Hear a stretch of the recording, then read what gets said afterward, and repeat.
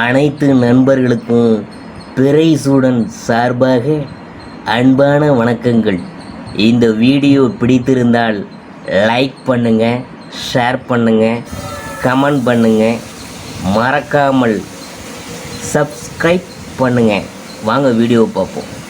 குரு பயிற்சி 2024ஆம் ஆண்டு எப்படி இருக்க போகிறது என்று நாம் பார்க்க போகிறோம்.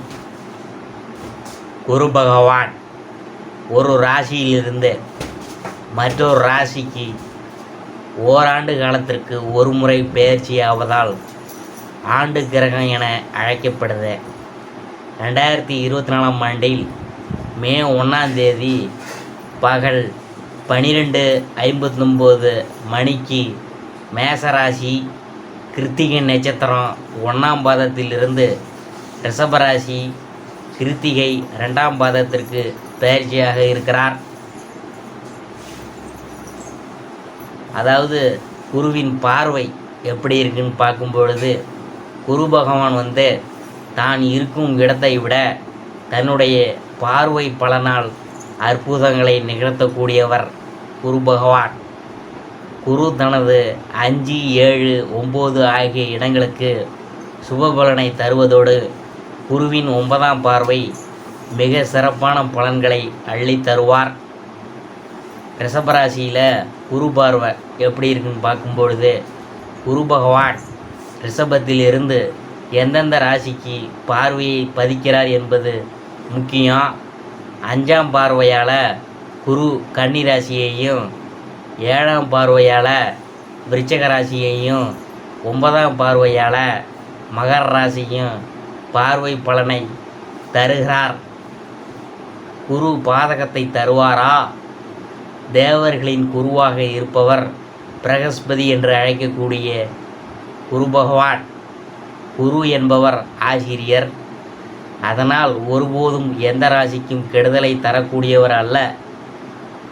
அதே சமயம் ஆசிரியர் தவறான விஷயங்களை சரி செய்வதற்காகவும் தவறு செய்கிறவங்களை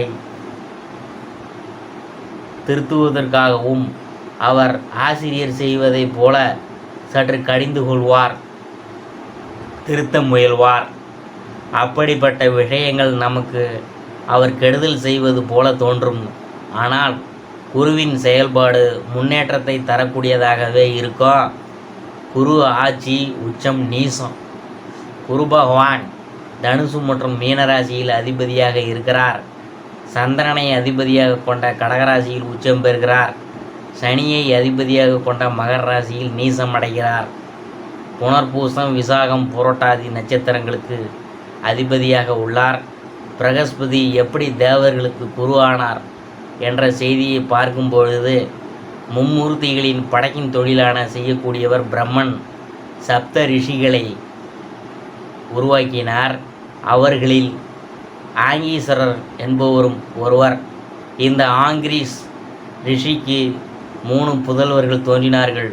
இவர்களில் ஒருவர் பிரகஸ்பதி.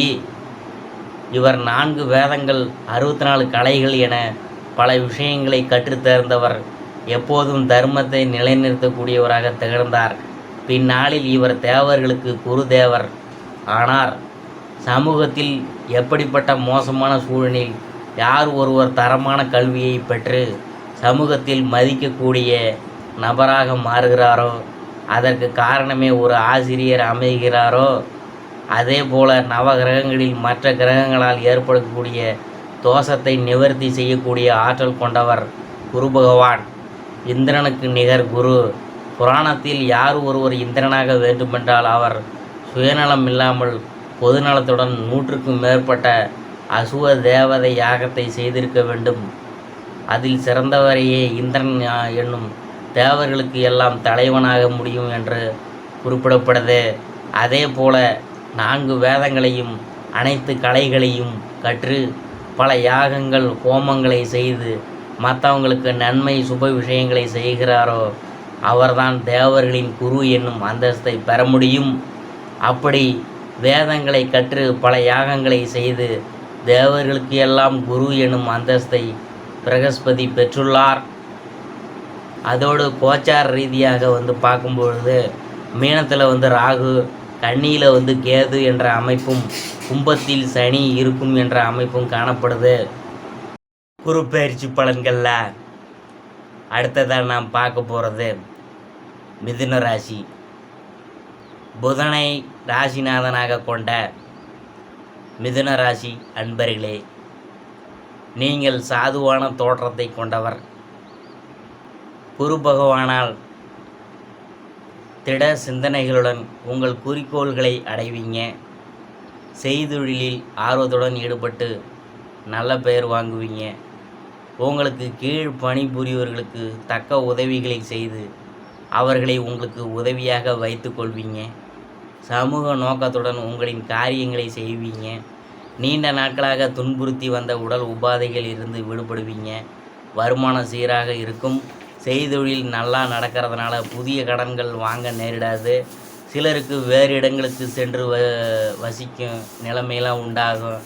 பிறரின் பொறாமைகளுக்கும் போட்டிகளுக்கும் ஆளாக நேரிடும் என்கிறதுனால கவனமாக இருக்கணும்.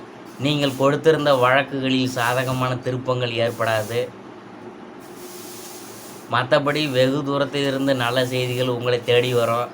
மேலும் அவசியமான விஷயங்களுக்காக திடீரென்று அவசர பயணங்களை செய்ய நேரிடும். குடும்பத்தில் சாதகமான சூழ்நிலை நிலவும். இதனால் உங்கள் தன்னம்பிக்கை அதிகரிக்கும். உற்றார் உறவினர்களிடையே உங்களின் செல்வாக்கு உயரும். உங்கள் பேச்சில் பொறுமையின் நிதானமும் இருக்கும். நினைத்த எண்ணங்கள் கச்சிதமாக செயல் வடிவம் பெறும். கடினமான விஷயங்களின் கூட தொலைநோக்கு பார்வையுடன் செயல்படுவீங்க.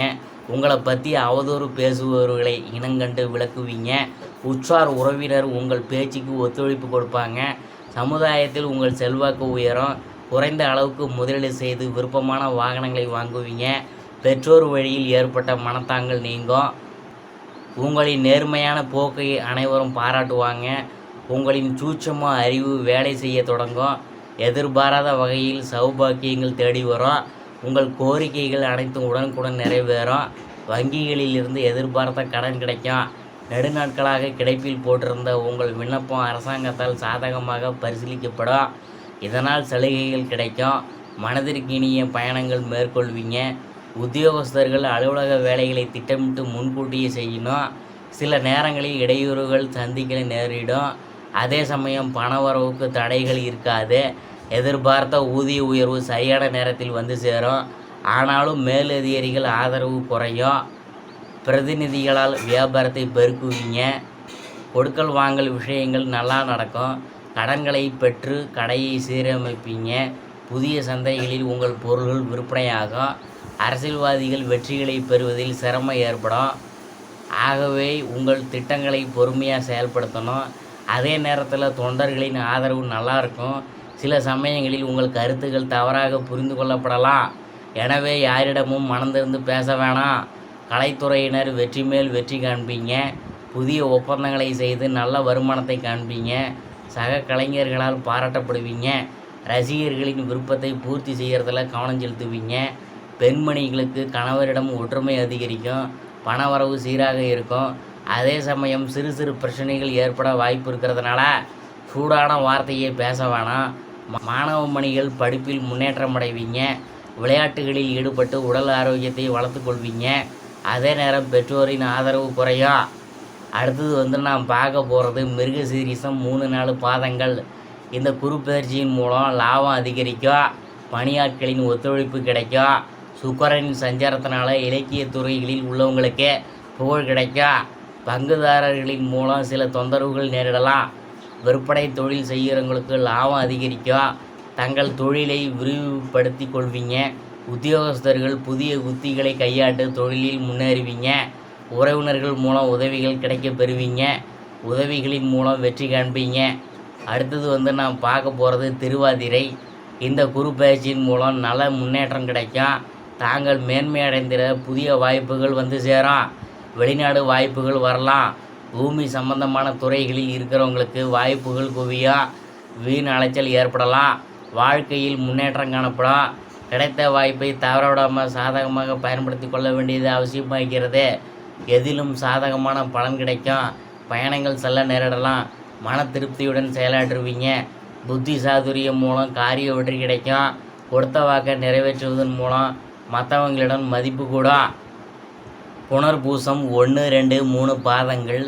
இந்த குருப்பெயர்ச்சியால் பாராட்டு கிடைக்கும், மனக்கவலை ஏற்படும், உடல் சோர்வு உண்டாகும்.